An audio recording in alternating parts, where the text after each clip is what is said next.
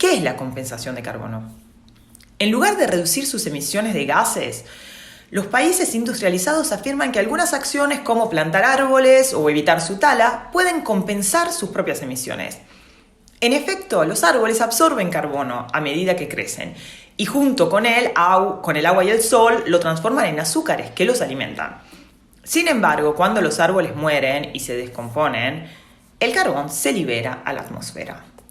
Obviamente, plantar árboles no solo no compensa realmente las emisiones de carbono procedentes de la quema del carbono del petróleo, que permanecen en la atmósfera mucho más tiempo que la vida de un árbol, sino que fingir que lo hace es una excusa conveniente para los países industrializados. Así pueden continuar con su modo de vida excesivamente destructiva, a la vez que tranquilizan a la población. Imagina que un desconocido tala 3 árboles sagrados para tu comunidad y afirma que no pasa nada porque ha pagado a alguien para que plante 3 arbolitos ahí cerca. Y dice que su pérdida ya se ha compensado, ya que el futuro número total de árboles será el mismo. Evidentemente no es lo mismo, ya que dichos árboles eran únicos y hoy los ha perdido, mientras que los nuevos árboles no crecerán hasta dentro de muchos años. Y lo mismo puede decirse de los créditos de carbono. Así es como se supone que funciona.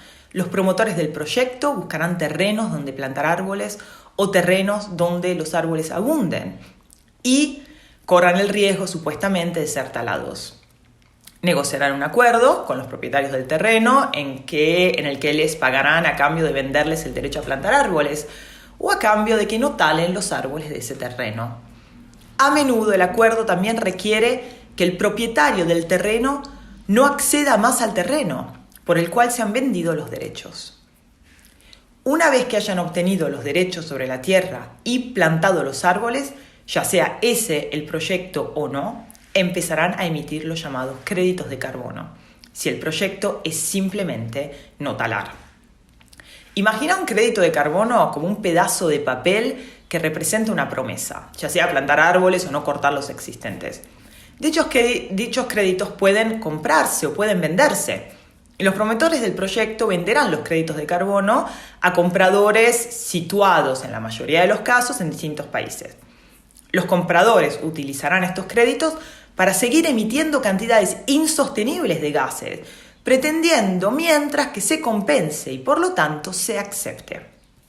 Así, aunque tanto los promotores de proyectos como los compradores afirman que su objetivo es proteger los bosques, en realidad no lo es, ya que los proyectos y los créditos relacionados se utilizan para permitir que se produzcan nuevas emisiones en otros sitios. Los países industrializados necesitan gran cantidad de terrenos donde poder plantar esos árboles y captar el carbono, debido a que estos países emiten una gran cantidad de dichos gases.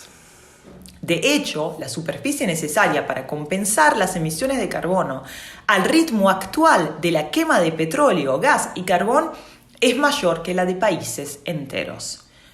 Los promotores de los proyectos les atraen terrenos de comunidades indígenas, al buscar continuamente terrenos baratos e idealmente aquellos donde la naturaleza no se haya destruido. Esto se debe a que, como los derechos de las tierras indígenas no siempre son reconocidos o no siempre se les da valor, los promotores del proyecto están dispuestos a negociar un precio más barato por tierras indígenas que por las tierras de su propio país. Los proyectos de compensación de emisiones de carbono existen desde hace 15 años. Entonces, ¿qué han logrado hasta ahora?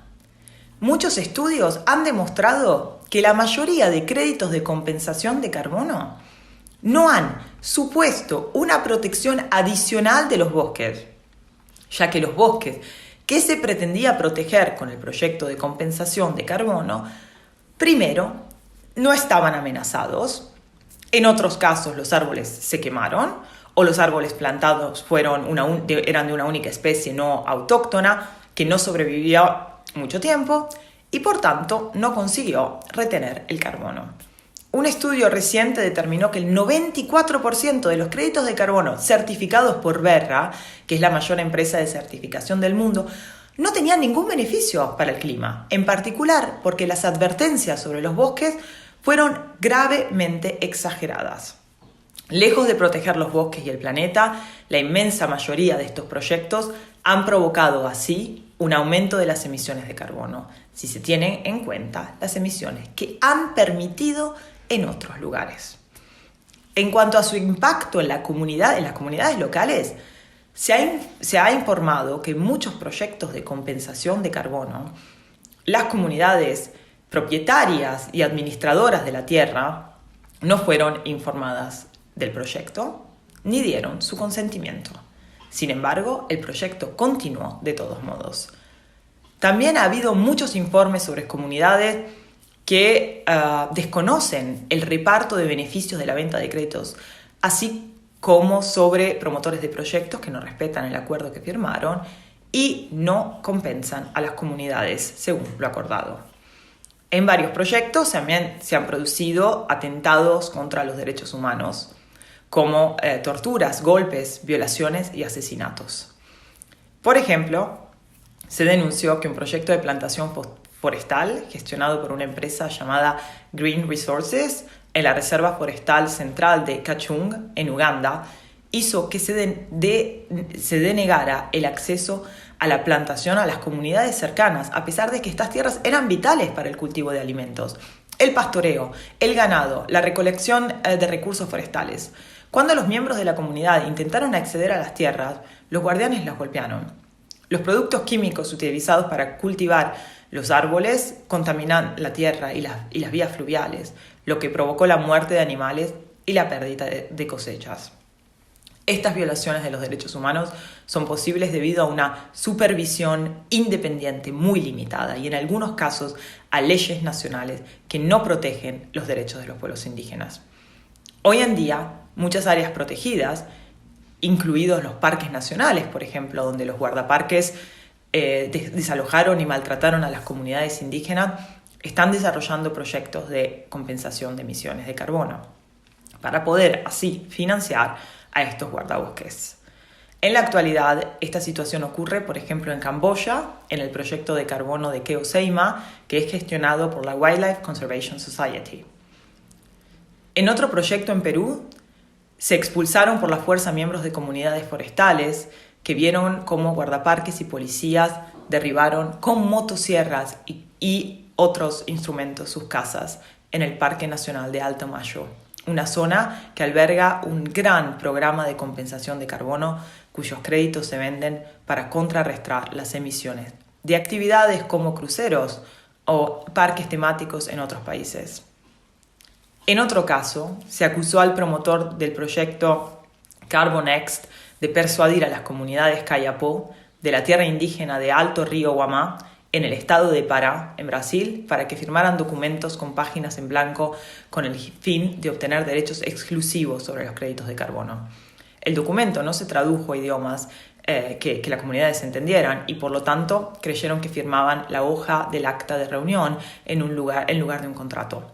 Tampoco le dijeron al pueblo que el dinero vendría de la venta anticipada de los créditos de carbono, ni a quién se los venderían. Sin embargo, tras numerosas denuncias a la Fiscalía Federal, Carbonext abandonó el proyecto y, de confirmarse las infracciones, podría enfrentarse a cargos legales para reparar todo el daño causado a los pueblos indígenas.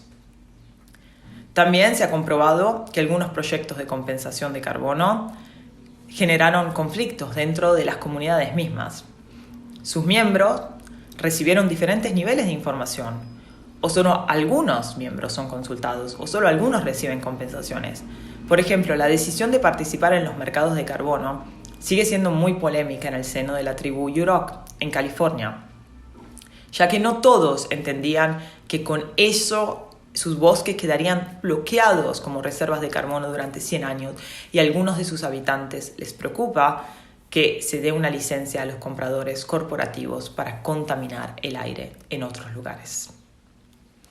No obstante, a pesar de la evidencia del fracaso medioambiental y de la vulneración de los derechos humanos, se están poniendo en marcha más y más proyectos de carbono, lo que supone una presión cada vez mayor para encontrar tierras para estos proyectos.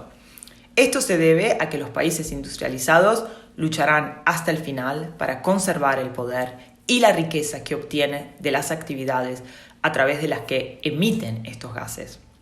Así, la farsa de que estos proyectos compensan las emisiones de gases es muy importante para ellos, para poder seguir priorizando su poder, su riqueza y modo de vida, a la vez que tranquilizan las preocupaciones de la población.